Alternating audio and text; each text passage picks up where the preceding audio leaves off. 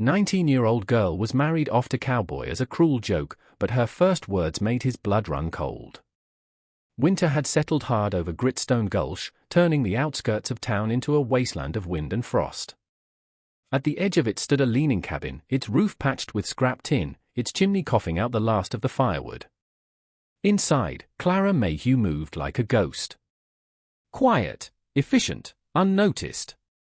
She was 19, with hands calloused from chopping wood and fingers stained with soot.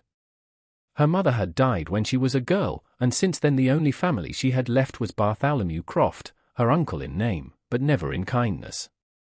A drunkard with a mean streak, Barth spent his days at the bottom of a bottle and his nights cursing the cold and Clara alike. She kept the place running, cooked, cleaned, mended, hauled water from the half-frozen creek while he slept through mornings. But nothing she did earned thanks, only more shouting when the stew was thin or the fire burned too low. That morning, as the wind howled against the walls, Clara was mending a tear in her only winter shawl when a knock came at the door. She heard Barth grumble, then shuffled to open it. A moment later, a deep voice answered. "I came to speak about the loan, Mr. Croft." "I figured we could settle things civilly." Clara's fingers froze mid-stitch. The man at the door was Gideon Blackwood. Once not long ago, he'd owned the largest ranch outside Gritstone Gulch. He had cattle, hands, and a wife who laughed like springtime. Then came the sickness, the blizzards, the ruined harvests. His wife died. His fortune followed. Now he was a widowed farmer with 2 children and a house barely standing, but honor still held him upright. He stood now with snow on his shoulders, hat in hand, looking nothing like the man Barth once borrowed from. "I'm not here to take your house," Gideon said calmly. "But I'll ask for something fair. Timber, labor, or a strip of land if that's all you've got." Barth scoffed, bottle already in hand. "Land? I got nothing but trouble and a mouth to feed that ain't mine." With a cruel laugh, he yanked Clara forward from the corner of the room where she had been pretending not to exist. "Here," he slurred, a wicked glint in his eye. "Take her. 19. Still pure. Never kissed a man. Make her your wife and we'll call it square. A fine joke on the both of you." Gideon blinked, stunned. "What the hell are you saying?" "She's mine to give. She eats my food, lives in my house. You want something of value? Take her." Clara didn't speak. Her breath caught in her chest like a trap snapping shut. Gideon stepped back. "I'm not here for this," he said firmly. "I don't take people. I came to speak man to man." But then he looked at her. Really looked. Her hands were raw with cold, skin split and bleeding. A bruise yellowed beneath her sleeve. Her eyes held no fight, only a hollow stillness, as if whatever dreams she'd had were long buried under survival. It was then that her first words to him made his blood run cold. She met his gaze, and her voice, though barely a whisper, was as steady and sharp as ice. "If this is the price for walking out that door," she said, "I will pay it." A silence stretched between them, thick with the weight of her resolve. It wasn't a plea, it was a transaction. The sheer, chilling depth of her despair, that being sold as property was preferable to staying, hit Gideon like a physical blow. Then he nodded once. "I will take her," he said quietly. "But I won't touch her. Not unless she asks." Barth laughed. "Suit yourself, cowboy." He didn't know or care that he'd just given away the only person who ever lit a fire in his empty life. Gideon helped Clara onto his horse. She sat behind him, hands trembling, not from cold, but from the weight of something shifting. As they rode away, the wind swept through the valley. Neither of them spoke. But for the first time in years, Clara didn't feel like she was walking into another cage. She was riding toward something else. She just didn't know what. She didn't know what hurt more, being bartered like a mule, or feeling grateful to the man who took her as if she was something worth saving. The Blackwood farm sat on the edge of the valley where the trees gave way to wind and silence. It was a house built by hands that had known loss, small, lean, with shingles that rattled when the gusts came down from the mountains. Snow piled on the windowsills like sleep that never melted. Clara stepped off the wagon and into her new life with stiff fingers and quiet steps. Inside, the house smelled of smoke and earth. There were 3 wooden chairs around a rough-hewn table. A tin kettle on the stove hissed half full. The roof leaked into a tin bucket. The bed in the corner was barely wide enough for one, and the fire in the hearth crackled as if holding on out of pity. 2 small faces peeked from behind a hanging quilt. "That's Owen," Gideon said, pointing to the older boy. "And Maeve, she is for." Owen's eyes were sharp, suspicious. Maeve clung to the fabric and blinked like a fawn in tall grass. Clara nodded, heart thudding. "Hello," no answer. That night, Gideon made them supper, if it could be called that. Watery porridge, no salt. Clara offered to help, but burned her hand on the kettle and dropped a spoon. Her cheeks flushed with embarrassment.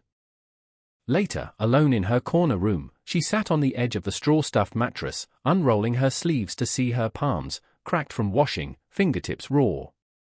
A knock on the door startled her. It was Gideon. He did not look her in the eye. He held out a small jar, half-used with a waxy green salve inside. "Pine sap." "It helps, thank you," she whispered. He left without another word. In the mornings, Clara rose before dawn. She tried to wash vegetables in the water bucket, only to find the top layer frozen. Her hands bled from scrubbing. The broom splintered. She oversalted the stew. Maeve cried at the table, wanting her mother. Owen crossed his arms, eyes full of silent judgment. One afternoon, Gideon handed her a hatchet. "I will show you how to split kindling. You will not last long here without knowing." Clara looked at her blistered palms. "I suppose soft hands do not belong out here." "They belong," he said, "but they do not last." So she learned, slowly, stubbornly. They boiled wild mint for tea. Gideon showed her how to use 2 fingers and a thumb to start a fire faster. He taught her the rhythm of the axe, the trick to catching falling snow in a tin cup for cleaner water. She tried to joke one evening after Maeve had fallen asleep with her thumb in her mouth. "I thought I was marrying a man. Turns out I got 2 grumpy children with it." Gideon smirked. "You got the better end of the deal." "Children don't argue as much." Owen, from the corner, muttered, "I heard that." Then came the night she burned the molasses cake. It had started as a simple supper. Clara wanted to surprise them. She found cornmeal, lard, and a jar of molasses in the cupboard. She stirred, poured, baked, but the fire was too hot. The cake blackened within minutes. When she opened the oven door, smoke gushed out like a beast. It filled the cabin, making Gideon drop his cup, and Maeve burst into tears. "Open the window!" Gideon shouted, coughing. Clara flung it open, gasping, fanning the air with her apron. Owen ran for the door and flung it wide. "We're going to die from poison cake," he yelled. That did it. Clara dropped to her knees and laughed. Loud, sharp, free. The kind of laugh that caught in her chest and shook loose something heavy. Tears came with it, hot and sudden.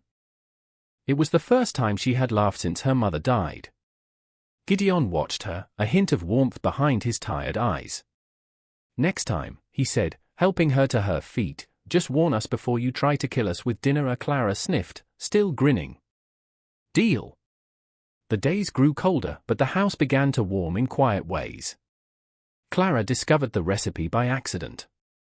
She was searching through the back cupboard for flour when she found a folded scrap of parchment behind a rusted tin. The handwriting was delicate, almost hesitant. A list of ingredients: flour, butter, dried berries, with a note in the margin, "Add a spoonful of honey if it has been a hard day." She held it gently as though it might crumble. It was a recipe for berry scones, the kind Maeve had once mentioned in her sleep. Clara made it the next day. She burned the first batch, but tried again. By sunset, the scent filled the house, warm, sweet, like memory. Maeve came into the kitchen barefoot and blinking. "Mama used to make that." Clara knelt beside her. "Would you like to help me next time?" Maeve nodded solemnly. That night, for the first time, she climbed into Clara's lap while the fire popped and crackled. At bedtime, she brought her little wooden comb and said, "Sit. I want to fix your hair." Clara sat on the bed's edge, apron still on, as Maeve gently parted her hair and began to braid. Her fingers were small but careful, like she remembered watching her mother do it. The braid was crooked and loose, but Clara wore it to bed. Gideon said nothing when he noticed. But that night, Clara found a new wooden peg installed beside her wash basin, just the right height for a towel. The next morning, a second one appeared lower, for Maeve. It wasn't ground, but it was something. Later that week, Clara stepped outside after cleaning the stovepipe and saw him, Gideon, sitting on the front step, back hunched, hands busy with yarn. He was mending a tiny slipper, Maeve's wool bootie. His fingers moved with care, slower than they once did. As he worked, he whispered to himself, "She's gone. She's gone. But the kids still need warm feet. Keep going. Keep moving." Clara froze. She watched him through the drifting snow. He looked older in that moment, smaller somehow. Not the man who had stood so solid in the saloon weeks ago, but someone trying not to fall apart. She didn't speak, just turned back inside. That night, after the children had gone to bed, she placed a tin mug of warm milk on the step beside him. Beside it, a torn scrap of paper. For words written in neat, slanted script, "You are not alone," he didn't reply. But when she woke the next morning, the mug was washed, dried, and sitting on her shelf. Little things kept changing. Owen began speaking to her, short phrases, mostly about chores, but no longer with that wall in his voice. He let her help feed the chickens. Once, when she spilled a pail of water, he rolled his eyes and handed her a rag without a word. Progress. Then, one quiet evening, she returned from collecting firewood to find something on her pillow, a smooth blue stone, the kind found only by the creek where the sun hit the water just right. She turned to see Owen pretending to read at the table. "Thank you," she said. He didn't look up. "It's just a rock," but she kept it. Every night, Gideon still kept to himself. He slept on a cot near the hearth. His door never opened past the crack needed to nod good night. He never touched her, never crossed the line they both had drawn. And yet somehow, each day folded them closer. In the way he poured her tea without asking, in the way she mended the fraying collar of his shirt without a word. They never spoke of affection. But they were building something, not with declarations, but with small acts and silence. It was the kind of love that crept in through cracks, like firelight through a cabin wall.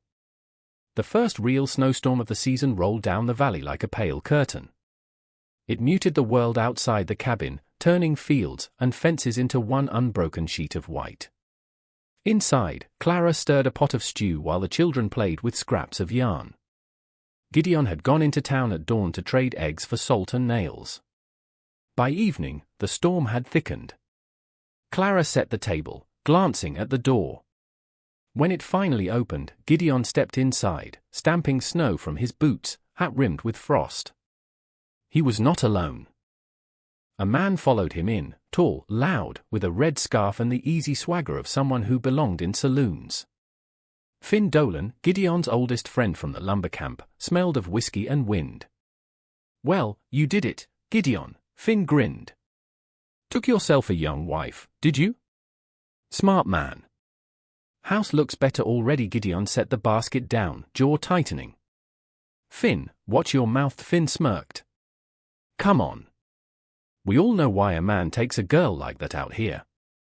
Cold nights, empty bed, that is enough," Gideon snapped. Clara froze by the stove, ladle hovering. She wanted to disappear, but her feet felt nailed down. Finn chuckled. "No shame in it." "Hell, if I had the chance, I did not marry her for that," Gideon said sharply, voice low but heavy. "I took her because she had nowhere else to go. Out of pity, not love." Silence. Only the fire popped. Clara's heart stumbled. Out of pity, not love. The words rang like a bell. She set the ladle down, quiet and careful. She could not breathe, could not look at him. She excused herself in a whisper the men did not hear and went to her room. Her hand shook as she folded her few clothes into the burlap sack. She laid Maeve's little wool shoes on the pillow and smoothed them with her palm. By the time the stew was ready, Clara was gone. Maeve woke at midnight, coughing from the dry air, calling for Mama Clara in a hoarse voice. When she saw the bed empty, she wailed. Owen tried to soothe her, but her crying turned frantic, breaking into sobs. Gideon came in from the barn, wiping his hands. "What is it?" "She is gone," Owen said. "Her bag." "It's gone." Maeve can't stop crying. Gideon felt the blood drain from his face. He crossed the room in 2 strides and opened her door. Empty.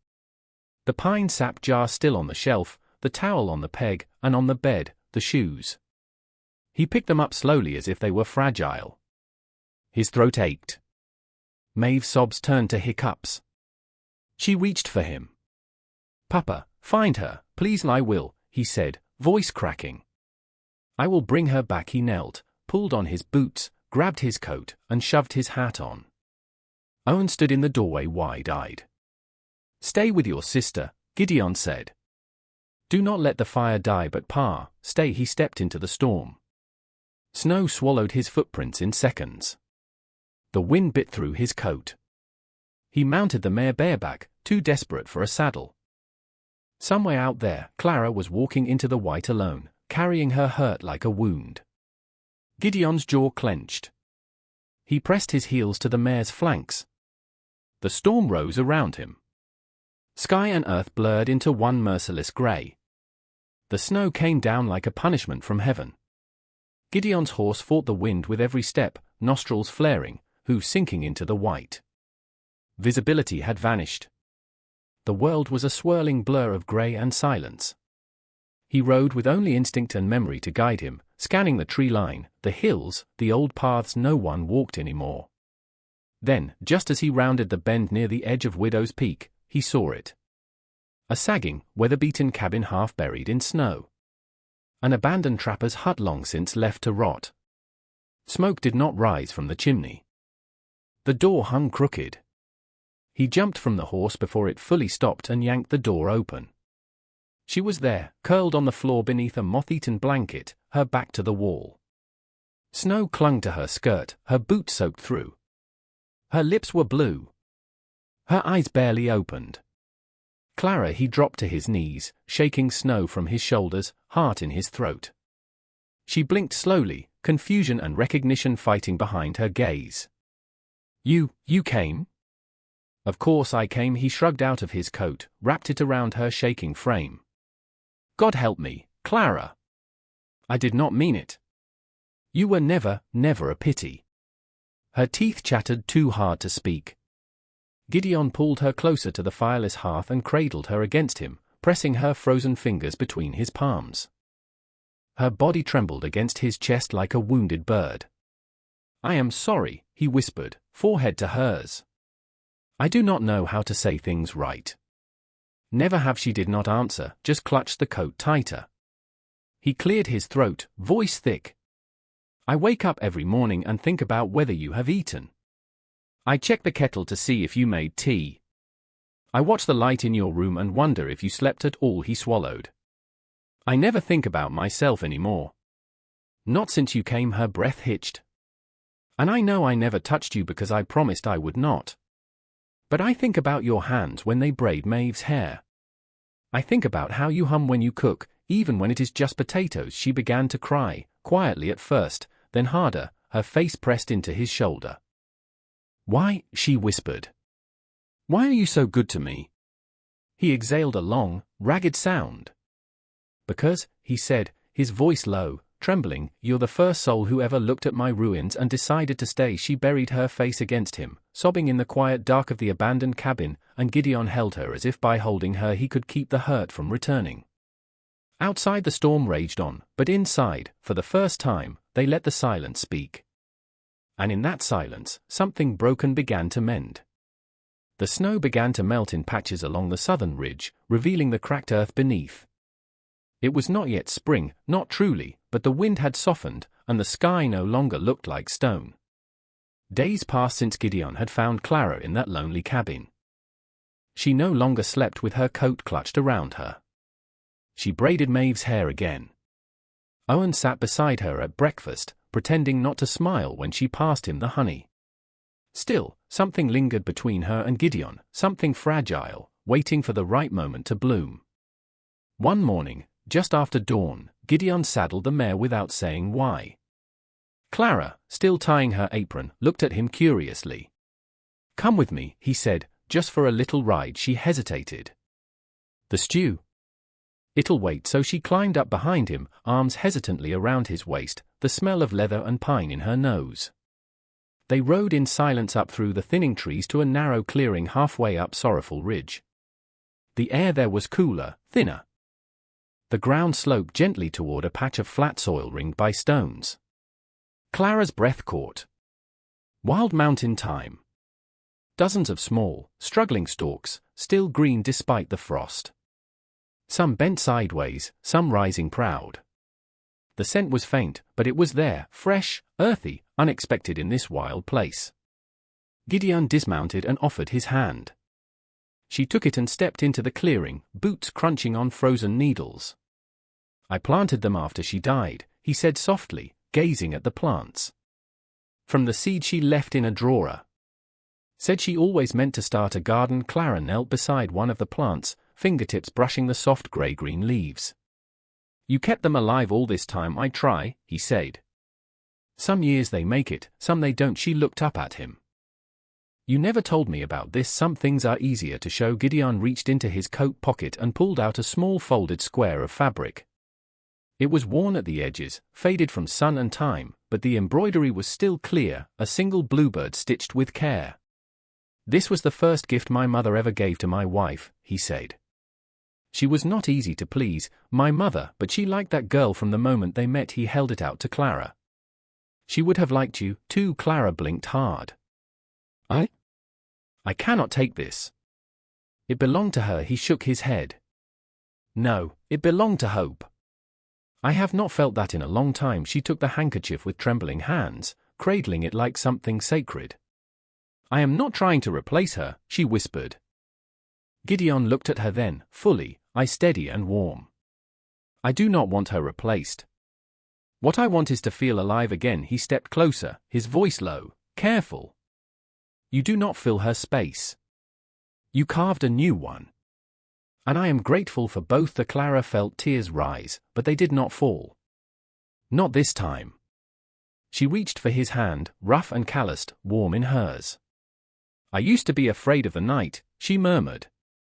The silence, the cold, the dark. Gideon's brow furrowed gently. "And now?" She looked around at the time, the sky, the man before her. "Now I have a fire," she said softly. "Here. With you." And in the hush of that high mountain clearing, where flowers dared to grow despite the cold, something rooted itself between them, not a promise, not yet, but the first true leaf of love. It was a clear morning after a storm. The snow had mostly melted, and the earth beneath was soft and slick with thaw. Clara had just finished mending Maeve's mittens when she noticed Owen was missing. "Where's your brother?" she asked. Maeve shrugged. "He said he was going to find the perfect stick." "For what?" "To make a bow." "A real one, not the baby kind." Clara's stomach tightened. She stepped outside, scanning the woods beyond the barn. The sky was pale blue, the air still, too still. She called his name once, twice. No answer. Her boots sank into wet mud as she ran toward the grove behind the field. That was where Owen always went hunting for treasures, old nails, bones, good branches. Then she heard it. "Help!" A faint cry, muffled. Her heart stuttered. She sprinted toward the sound, nearly slipping in the slush. When she reached the old well behind the oak tree, her breath stopped. Owen's voice echoed up from the bottom. "Ma, I fell.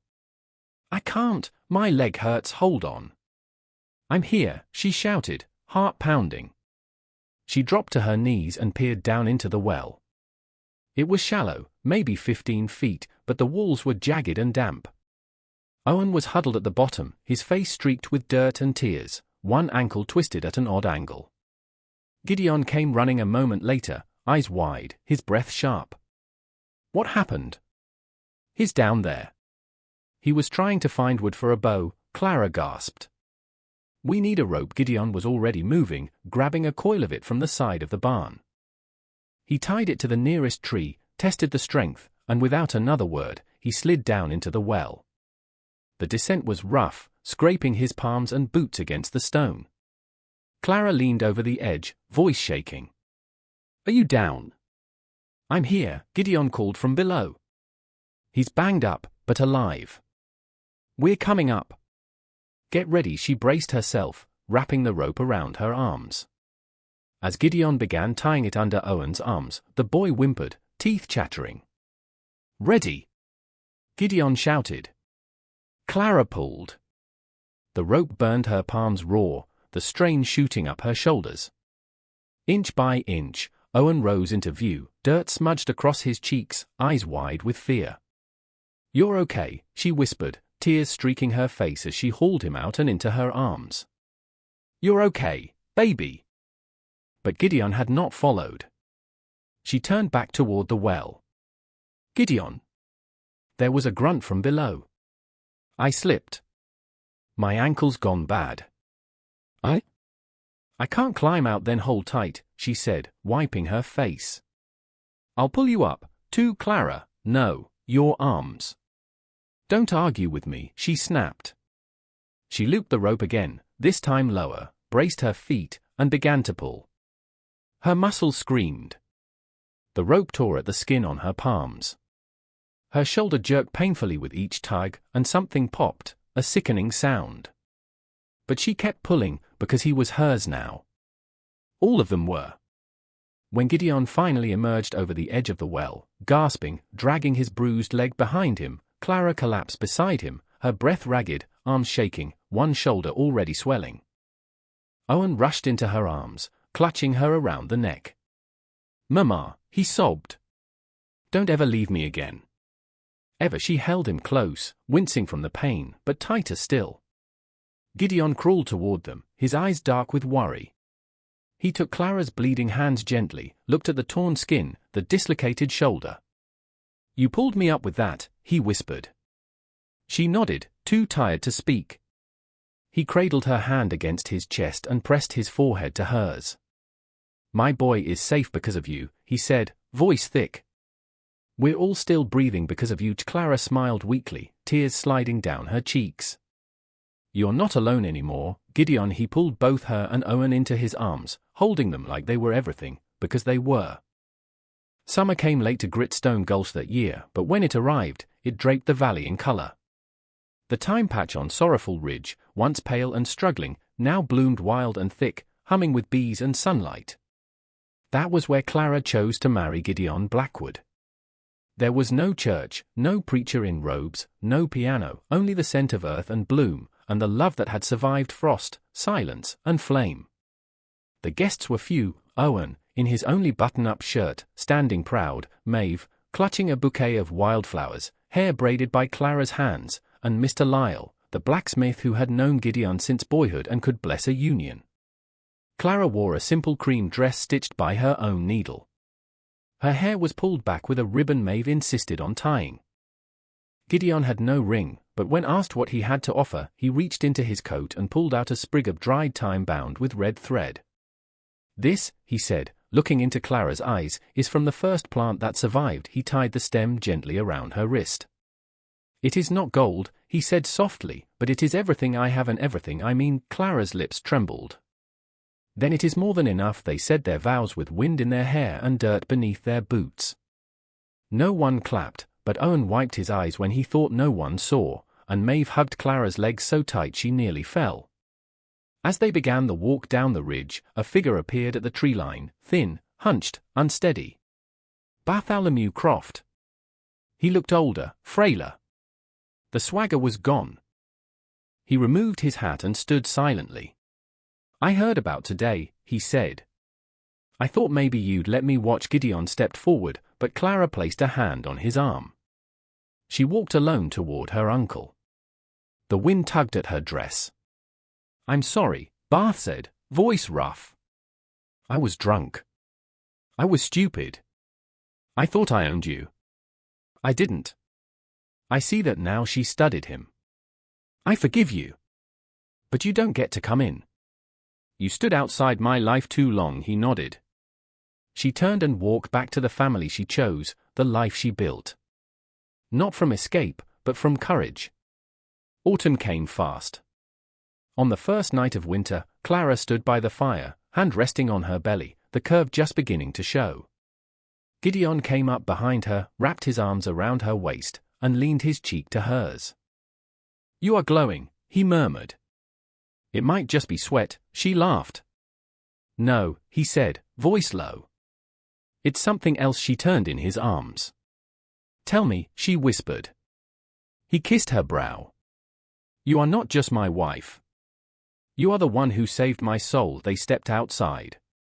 The world was hushed with snow. The children ran after them, scarves flapping. Owen carried a shovel. Maeve held a tiny white fir sapling Clara had picked weeks ago. Together, they dug a hole beneath the thyme ridge. Clara laid the sapling into the earth. Gideon covered it gently with soil. Owen poured water from a tin cup. Maeve pressed a smooth stone beside the roots. "What do we name it?" Maeve asked. Clara looked up, snowflakes landing on her lashes. "Hope," she said. "Because if snow still falls, love still grows." Gideon nodded, pulling her close as the snow began to dance. And beneath that wide white sky, their love stood rooted, quiet, stubborn, and alive. And so, under the weight of snow and silence, something bloomed that even time could not bury. Not pity, not convenience, but a love forged in hardship, held together by time, laughter, and second chances. Clara was never meant to be someone's debt. She became someone's dawn. And Gideon, the quiet farmer who thought he'd buried all hope with his first love, learned that sometimes the heart can bloom twice.